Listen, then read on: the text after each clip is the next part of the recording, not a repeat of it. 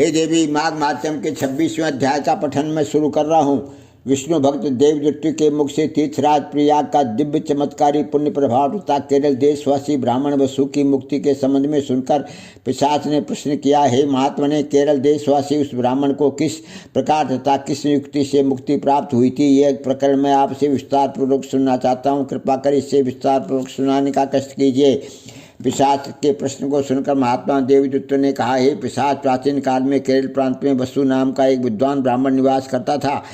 संपूर्ण शास्त्रों का ज्ञाता, वेदों का मर्मज्ञ और वेद पारगामी ब्राह्मण वसु यद्यपि एक विद्वान ब्राह्मण था, किंतु उसके कार्य पूर्णतः अधार्मिक तथा अनीति युक्त थे। वह दान, जप तथा तप, यज्ञ, हवन तथा ईश्वर भक्ति इत्यादि कोई भी धार्मिक कृत्य नहीं करता था। वह ने तो अपने माता पिता तथा गुरुजनों का आदर करता था और ने उनकी सेवाएं किया करता था। वह पूर्णतः धार्मिक था। उसके धार्मिक तथा अत्याचारी कृत्यों से उसके स्वजन संबंधी, माता पिता तथा गुरुजन इत्यादि सभी दुखी एवं असंतुष्ट थे। उन्होंने इसे सुधार कर सन्मार्ग पर लाने के अनेकों प्रयास किए, परंतु उन्हें सफलता नहीं मिली। तब सबने मिलकर आपस में मंत्रणा की और उसकी समस्त संपत्ति छीनकर उसे घर से निकाल दिया। इस प्रकार परिवार से बहिष्कृत और घर से निकाल दिए जाने के कारण वसु पूरी तरह असहाय, दुखी और निर्धन होकर देश विदेश तथा प्रांत प्रांत भटकने लगा। वह निर्धनता, असकृतता तथा एकाकीपन से दिन रात ही व्याकुल तथा दुखी रहने लगा। उसे भूख प्यास का कष्ट भी दिन रात सताने लगा। उसके दुखों की कोई सीमा नहीं थी और न कोई अंत था। इस प्रकार देश देशांतर में भ्रमण करते हुए राजा तथा भटकते हुए वह किसी प्रकार विंध्याचल पर जा पहुंचा, परंतु वहाँ भी दुखों तथा कष्टों से उसे छुटकारा नहीं मिला। गरीबी, रोग तथा भूख प्यास से व्याकुल रहते हुए इसी बीच वह दुर्भिक्ष के संकट से भी घिर गया रहता। इसी में एक दिन उसकी मृत्यु हो गई।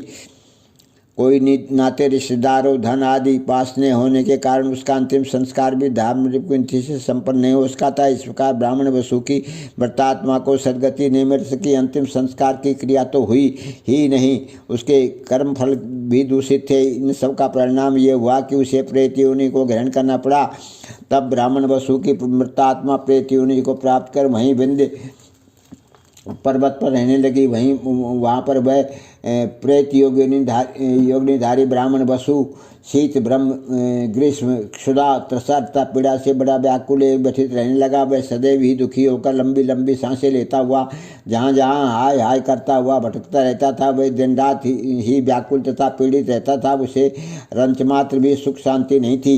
इतनी कथा सुनाकर महर्षि वशिष्ठ जी ने महाराजा दिलीप से कहा, हे राजन, जो मनुष्य जीव हवन नहीं करते हैं, दान और जप तप इत्यादि कोई धार्मिक कृत्य नहीं करते हैं तथा सदैवी भगवत भजन तथा देवादिदेव भगवान विष्णु की आराधना से विमुख रहते हैं, ऐसे मनुष्यों को क्रिया भ्रष्ट तथा कृत्यहीन समझना चाहिए। इसी प्रकार जो व्यक्ति पावन दिव्य तीर्थों का सेवन नहीं करते और वहाँ जाकर धार्मिक कृत्य नहीं करते तथा कभी भी भिखारियों अभ्यागतों की सेवा नहीं करते तथा अन्य वस्त्र, स्वर्ण, फल, मिष्टान, जल एवं मणि इत्यादि का कभी भी दान नहीं करते हुए सदैव ही अधार्मिक तथा धर्म रहित माने जाते हैं। ऐसे लोक निंदित तथा धर्म वर्जित कृत्यों को करने वाले मृत्यु के पश्चात नरक यातना तो भोगते ही है। उनका पुनर्जन्म भी भूत, प्रेत, राक्षस, पिशाच तथा कीट पतंगों की योनि में होता है। वशिष्ठ जी ने आगे कहा, जो व्यक्ति स्वर्ग तथा मोक्ष एवं सदगति की इच्छा रखते हैं, उन्हें सदैव शास्त्रों एवं धर्म द्वारा आदेशित सत्कृत्यों को करना चाहिए और समस्त पापों से बचे रहना चाहिए।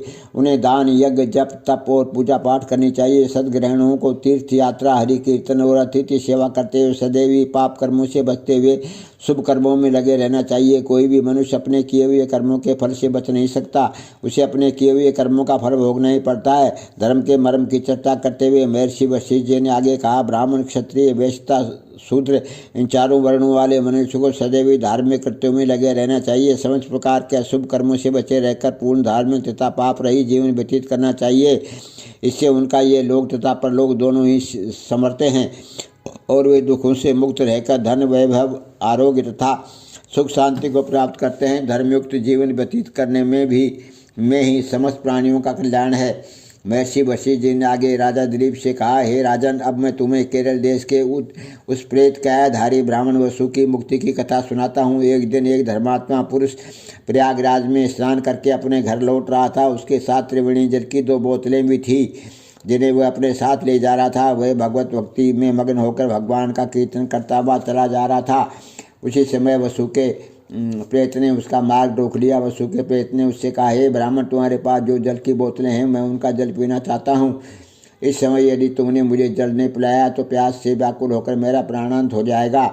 यात्रा से भरा हुआ प्रेत का ऐसा आग्रह सुनकर उस धर्मात्मा व्यक्ति ने प्रेत से पूछा, घोर दुखों से दुखी, क्लांत, निर्बल, मलिन तथा वस्त्र रहित तुम कौन हो? तुम्हारे जर्जर शरीर में केवल प्राण ही अपना आभास देते रहे, अन्यथा तुम अत्यंत दुखी एवं कृशकाय प्रतीत होते हो। तुम्हें देखकर मुझे भय प्रतीत हो रहा है। तुम्हारा शरीर धुएं के समान काला क्यों है? तुम्हारे पैर भूमि पर क्यों नहीं ठहरते? तुम मुझे अत्यंत दुखी एवं मानवीय दशा से ग्रस्त प्रतीत हो रहे हो। तुम मेरे समस्त प्रश्नों का उत्तर देकर अपनी दशा स्पष्ट करो ताकि मैं तुम्हारी कुछ सहायता कर सकूं। उस धार्मिक व्यक्ति से इन प्रश्नों को सुनकर उस प्रेत ने कहा, हे पुण्यात्मा, जिन कर्मों को करने से मैं इस दुर्दशाग्रस्त ईश्वर को प्राप्त हुआ हूँ, उनका सविस्तार संपूर्ण वृत्तांत मैं आपको सुनाता हूँ। ब्राह्मण होकर भी मैंने जीवन भर कोई सत्कर्म नहीं किया, जीवन भर किसी को कोई दान नहीं दिया और धर्म में कभी भी कोई रुचि नहीं दिखाई। मैंने अपने माता पिता गुरुजनों की भी कभी कोई सेवा नहीं की। मैंने कभी भी घर आए किसी अभ्यागत का स्वागत सत्कार नहीं किया। मैंने जीवन भर स्वेच्छाचारी जीवन जिया। मैं सदैव ही भगवान की भक्ति और पूजा अर्चना से विमुख रहा और मैंने जीवन भर अनेकों पाप कर्म तथा परपीड़न के कृत्य किए थे। प्रेत ने रोते हुए आगे कहा, हे ब्राह्मण, अब मुझे अपने पूर्व जन्म में किए गए इन समस्त पापों को स्मरण करके पश्चाताप हो रहा है। मेरे अपकर्मों के प्रभाव से मेरा ज्ञान, बुद्धि तथा विवेक पूर्ण रूप से नष्ट हो चुका है। मेरा दुर्भाग्य इतना बड़ा है कि इस वन में समस्त प्रकार के फल फूल, कंदमूल तथा निर्मल जल से परिपूर्ण जलाशय विद्यमान होने पर भी मैं सदैव भूख और प्यास से व्याकुल होकर भटकता रहता हूँ।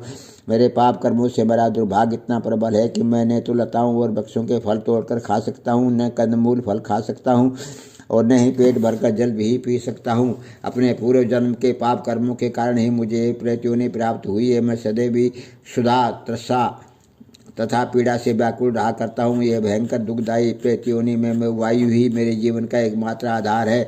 अब मैं अनुभव कर रहा हूँ कि मनुष्य के स्वीकृत कर्मों से निर्मित प्रारब्ध बड़ा प्रबल है, इससे किसी की भी रक्षा नहीं हो सकती। बोलो माघ महात्म्य के 26वें अध्याय की जय। हे देवी, मैंने माघ महात्म्य के 26वें अध्याय का पठन किया है, इसको ग्रहण करना।